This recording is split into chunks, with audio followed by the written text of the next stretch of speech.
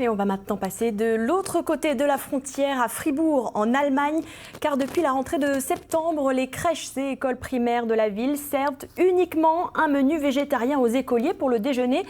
Qu'en est-il en Alsace? C'est ce que l'on va voir dans un instant avec vous, Antoine Neumann. Mais d'abord, illustration en Allemagne donc, avec Louis Belin et Vincent Lemiel. Un peu de soupe et beaucoup de pois chiches.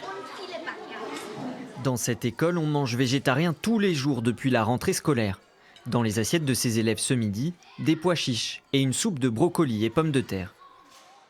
Je n'aime pas le brocoli tant que ça, mais avec la pomme de terre, c'est vraiment bon.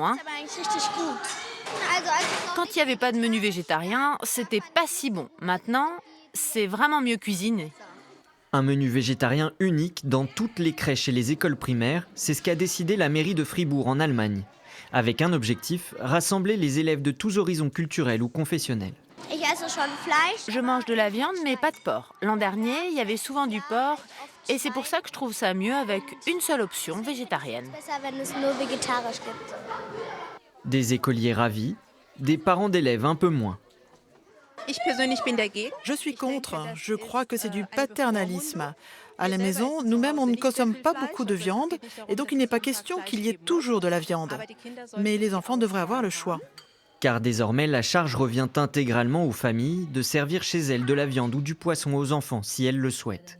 Un choix assumé par la mairie. Chez nous, la Société allemande de nutrition dit qu'il n'est pas nécessaire, en principe, de consommer autant de viande que ce que nous consommons aujourd'hui. Pour manger équilibré, elle recommande de manger seulement végétarien ou alors peu de viande 2 fois par semaine. À Fribourg, le menu unique végétarien ne coûte pas moins cher. Les parents doivent même payer 50 centimes de plus, destinés à augmenter la part de produits bio et réduire le déficit de la municipalité.